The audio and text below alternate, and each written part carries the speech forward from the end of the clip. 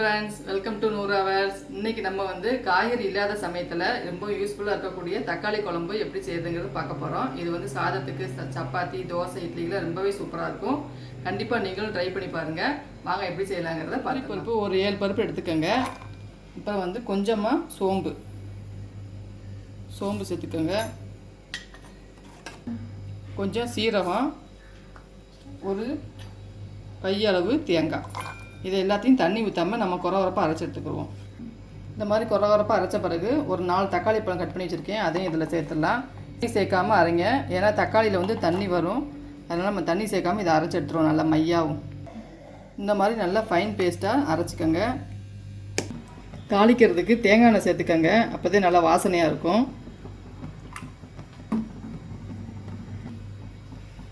எண்ணெய் நல்லா சூடானதும் 2 பட்டை, 2 ஏலக்காய், 2 கிராம்பு இது எல்லாத்தையும் நல்லா போட்டுருவோம். 2 பெருஞ்சீரகம் இதையும் இதில் சேர்த்துடுறோம். பெருஞ்சீரகம் வெடிக்கவும் கருவேப்பிலை சேர்த்துடலாம். எல்லாம் நல்லா பொரியவும் கட் பண்ணி வச்சுருக்கிற சின்ன வெங்காயம் சேர்த்துவோம். நான் ஒரு 20 சின்ன வெங்காயத்தை கட் பண்ணி வச்சுருக்கேன். பல்லாரியாக இருந்தால் ஒரு பல்லாரி சேர்த்துக்கோங்க. இது கூட ஒரு 5 வெள்ளைப்பூடு அதையும் சேர்த்துடலாம். சேர்த்துட்டு நல்லா வெங்காயம் வந்து பொன்னிறமாக ஆகிற வரைக்கும் நல்லா வதக்கிக்கிட்டே இருக்கணும். இந்த ஸ்டேஜில் நம்ம அரைச்சி வச்சுருக்கிற தக்காளியை அதில் சேர்த்துடலாம். கொஞ்சம் இதில் தண்ணி சேர்த்துட்டு எல்லாத்தையும் நல்லா மிக்ஸ் பண்ணி விட்ருவோம். 2 நிமிஷம் நல்லா கொதித்த பிறகு இது கூட நம்ம 1 ஸ்பூன் அளவுக்கு மிளகாத்தூள் சேர்த்துக்குருவோம். அப்புறம் வந்து 2 டீஸ்பூனு மல்லித்தூள், கொஞ்சம் மஞ்சப்பொடி,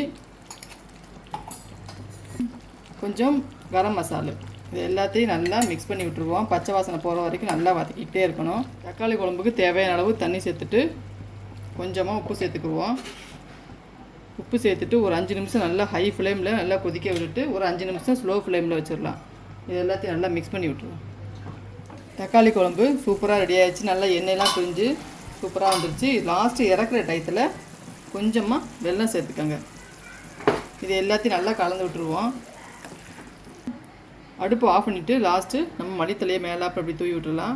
இது சாப்பிட்றதுக்கு ரொம்பவே டேஸ்ட்டாக இருக்கும். தக்காளி குழம்பு நீங்களும் வீட்டில் கண்டிப்பாக ட்ரை பண்ணி பாருங்கள். எல்லாருக்கும் பிடிச்சிருக்குன்னு நினைக்கிறேன். பிடிச்சிருந்தா லைக் பண்ணுங்கள், ஷேர் பண்ணுங்கள், சப்ஸ்கிரைப் பண்ணுங்கள். Okay, thank you.